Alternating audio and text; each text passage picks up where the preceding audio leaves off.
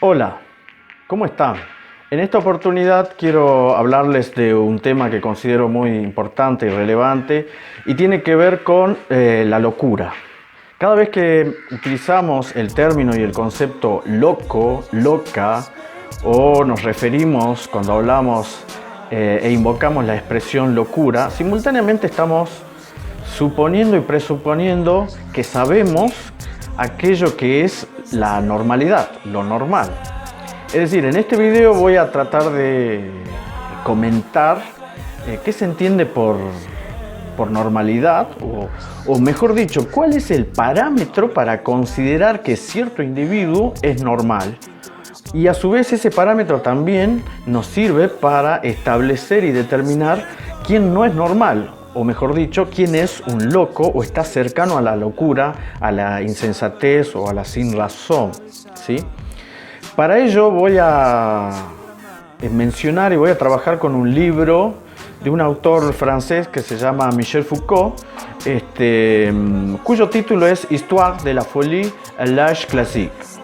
Ese es el título en francés, que significa Historia de la locura en la época clásica, que fue publicado en 1964 y que es un libro súper importante e indispensable para aquel que quiera comprender los conceptos y los preconceptos que subyacen por detrás de toda la teoría, tanto psicológica como psiquiátrica, y por supuesto sociológica y filosófica.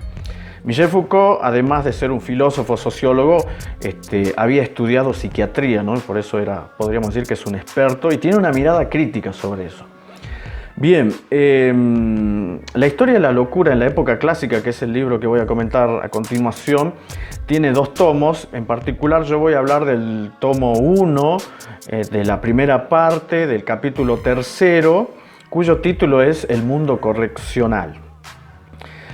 Bien, en ese libro, que es extraordinario, Michel Foucault empieza el primer capítulo hablándonos de la stultifera navis. ¿Qué es la stultifera navis? Es una expresión en latín que significa la nave de los locos. ¿Qué es la nave de los locos? Dice Michel Foucault que más o menos en el siglo XIII, siglo XIV y siglo XV, en Europa, ¿qué se hacía con los locos? En la actualidad, en el año 2021, los locos son, o los considerados locos o enfermos mentales, son tratados clínicamente por especialistas, psiquiatras y etcétera. Pero en la Edad Media, ¿qué se hacía con ellos? Y escuchen con atención. En la Edad Media, según nos cuenta Michel Foucault, a los locos, cada familia identificaba a los locos de la familia o del barrio o algo así, y los subían a un barco, a una nave. Y esa nave iba mar adentro y nunca o casi nunca volvía a tierra. Es decir, el loco era encerrado y era librado a su suerte mar adentro hasta que se muera en algún momento. Es decir, las prácticas que se hacían con el loco ya desde aquel tiempo, el siglo XIV, XV, era de exclusión, ¿sí? De exclusión y de encierro. Es decir, la sociedad no quiere tener al loco, la sociedad no quiere contenerlo ni incluirlo, sino al contrario, identificarlo y expulsarlo. Eso era la nave de los locos en el siglo XIV, XV, según nos cuenta Michel Foucault. Una cosa muy interesante, incluso hay un cuadro, ¿no? Una obra de arte que nos habla de la nave de los locos. Bien, ¿por qué menciona esto Foucault? Porque a medida que pasan los siglos, la sociedad o la civilización se va racionalizando, pero no del todo, ¿sí? El dispositivo de encierro hacia los locos continúa, pero con otras modalidades, con otros dispositivos. Por ejemplo, el internado, el hospital psiquiátrico en nuestra época, el hospital, pero cumplían la misma función o una función parecida que la nave de los locos, que es separar, excluir, segregar al loco, no integrarlo, ¿no? Ahora la pregunta sería ¿por qué? Bien, consideremos esto. En esta historia de la locura que nos habla Michel Foucault, dice que más o menos en el siglo XVII y XVIII, que es la época en la que él analiza y estudia, eran considerados locos los siguientes individuos. Era considerado loco la prostituta, el vagabundo, el vago, el enfermo venéreo, el libertino, el homosexual, la lesbiana, el alquimista, el brujo, el suicida, el blasfemo, ¿sí? El mendigo, podríamos decir. Y uno podría preguntarse, pero ¿qué tiene de loco un vagabundo o alguien que no trabaja? El holgazán, me faltó decir, ¿qué tiene de loco? ¿Sí? Y ahora vamos a ver. Presten atención y noten que en este universo de locos entraba mucha gente, ¿no? Repito, el homosexual, la lesbiana, el brujo, el alquimista, el vago, el vagabundo, el holgazán, el alcohólico, el brujo, el hechicero, etc. Ahora bien, ¿por qué eran considerados ellos locos? Y acá voy a la cuestión principal de este video, ¿sí? ¿Por qué ellos eran considerados locos? O lo digo de otra manera. ¿En función de qué podemos afirmar que este grupo de personas son locos? ¿Cuál es el modelo? ¿Cuál es el parámetro? Para establecer y afirmar que estas personas que acabo de decir son locos, ¿sí?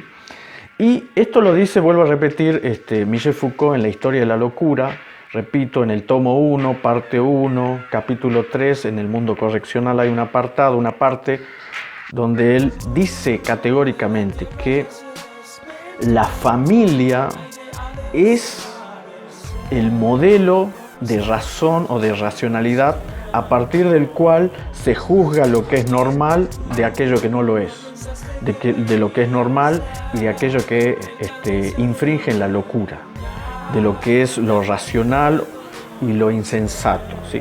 Entonces, ¿quién establece qué es lo loco y qué es lo normal? La familia, ¿sí?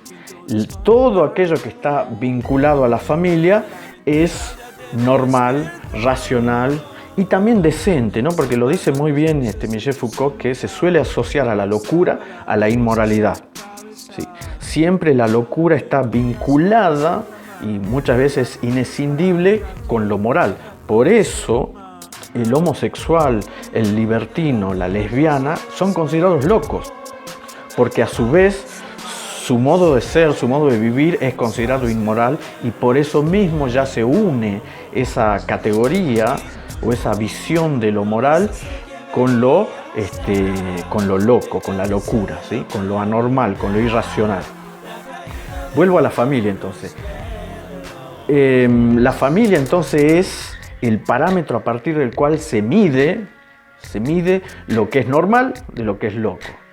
Todo aquello que es ajeno, distante o tangencial a la familia empieza a ser mirado con una sospecha de locura.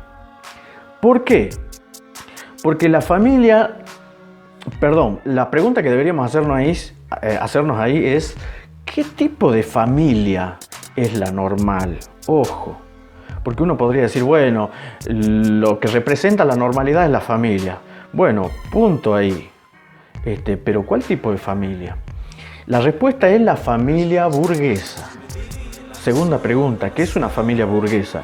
Una familia burguesa es aquella donde sus integrantes, el padre y la madre, son heterosexuales. Es una familia constituida por individuos heterosexuales, cristianos, ¿sí? Son heterosexuales, cristianos, trabajadores, o sea, trabajan, producen, se levantan temprano, cumplen un horario, ¿sí?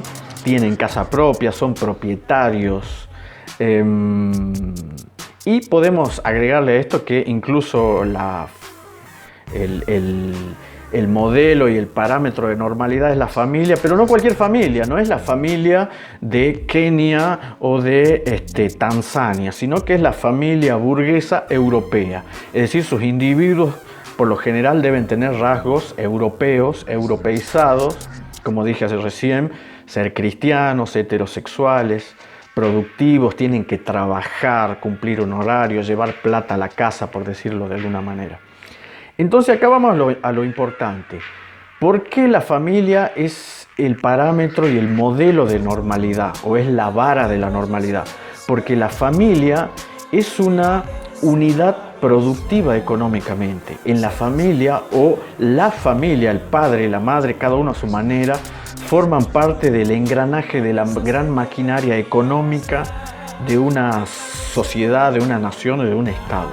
Por eso al sistema, al Estado, le interesa identificar a aquellos que no se ajustan a este modelo de normalidad, es decir, a la familia, los identifica, los etiqueta y los cataloga como locos, porque estos llamados locos en realidad y en el fondo lo que son individuos que son desviados sociales, digamos, son desviados de la norma y que no reproducen el orden productivo, económico y social. Son una amenaza para el orden instituido, ¿sí? Por eso el Estado necesita identificarlos, etiquetarlos como locos, luego encerrarlos en un internado, en un hospital psiquiátrico, en la nave de los locos, y luego, en el mejor de los casos, tratar de curarlos, ¿sí? Bueno, espero que les haya servido esto y es un tema muy importante, muy interesante y muy actual, ¿no? Espero que sirva para replantearnos algunas cosas que damos por sentado. Bueno, estamos en contacto y será hasta la próxima. Hasta luego, amigos.